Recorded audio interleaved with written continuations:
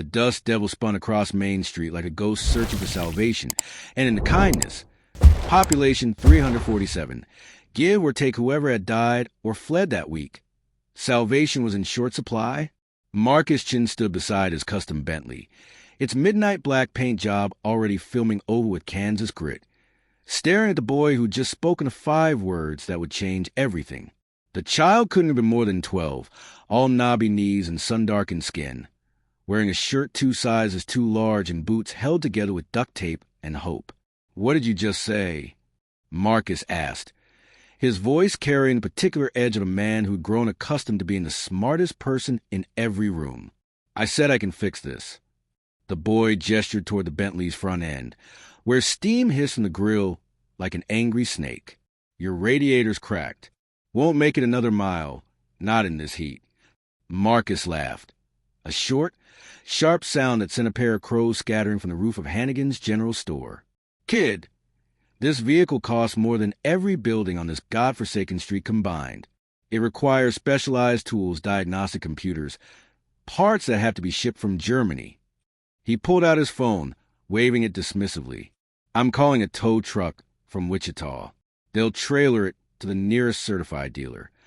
No signal out here."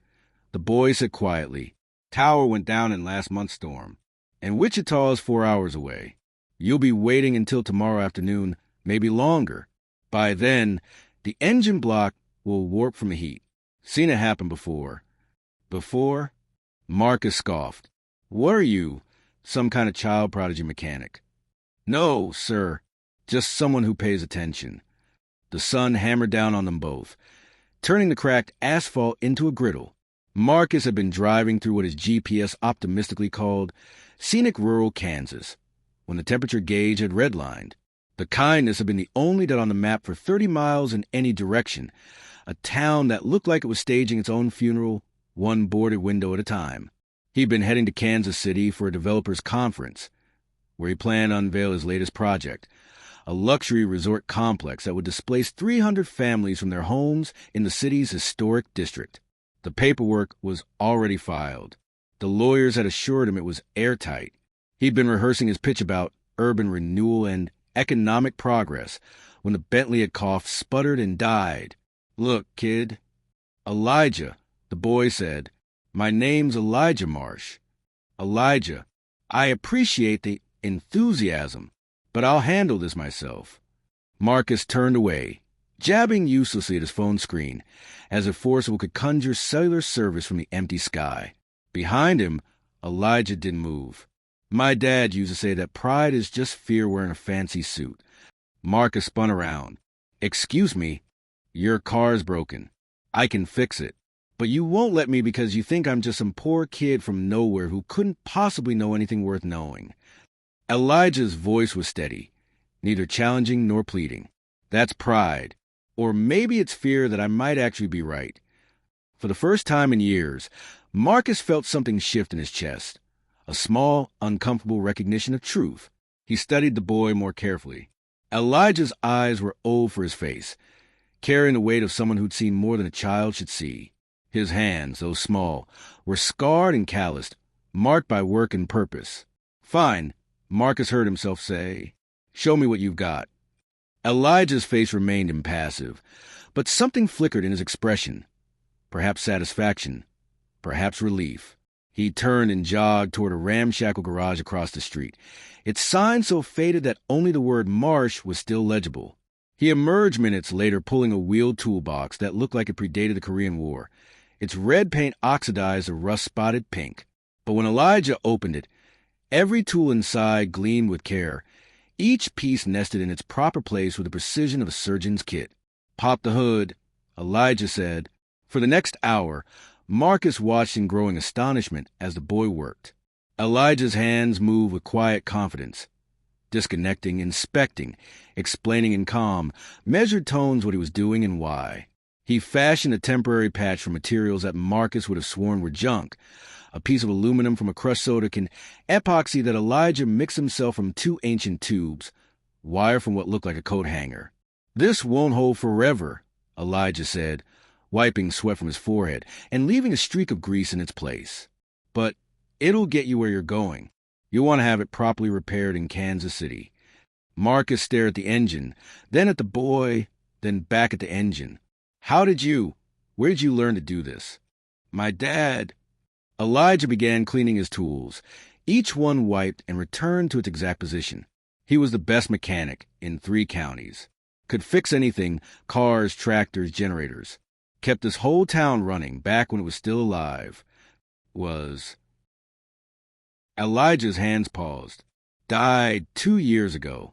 Cancer. The kind that might have been caught early if there'd been a doctor within 60 miles. Or if we'd had money for the kind of scans that might have found it. The words hung in the dusty air between them. Marcus felt their weight, their accusation, even though they'd been delivered without malice. The town died with him mostly, Elijah continued. Folks couldn't keep their equipment running. Farms failed. People moved away. Now it's just me and Grandma and a few others too stubborn or too broke to leave. Marcus reached for his wallet. The gesture automatic. The way he'd always solved problems, by throwing money at them until they disappeared. How much do I owe you? Nothing. Elijah closed his toolbox with a decisive click. Don't be ridiculous. You just saved me thousands of dollars and hours of... I said nothing. Elijah met his eyes. Dad taught me that fixing things isn't about money. It's about making things right. About not letting broken things stay broken when you have the skill to help. Marcus stood very still. In his pocket, his phone buzzed. Signal had returned, and with it, a flood of messages. His assistant reminding him about the presentation. His lawyer confirming that the last holdout families had been served their eviction notices. His accountant celebrating the projected profits from the development deal. 300 families.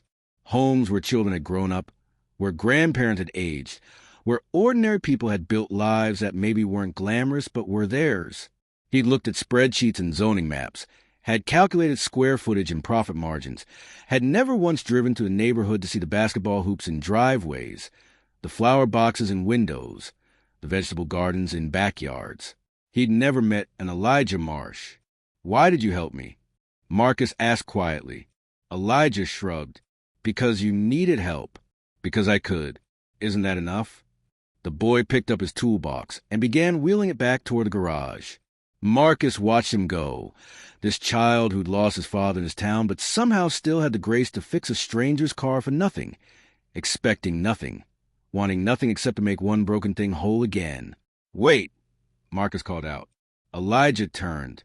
Marcus walked toward him, his Italian leather shoes crunching on gravel that probably cost less per square mile than his shoes cost per square inch. When he reached Elijah, he knelt down so they were eye to eye. I need to make a phone call, Marcus said. And then I need to tell you about some people in Kansas City who are about to lose their homes. People who probably have kids who fix things and grandmas who are too stubborn to leave. People who deserve better than what I was about to do to them. He paused, his throat tight. I think I need your advice on how to fix something that I broke. Something more important than a car. Elijah studied him for a long moment.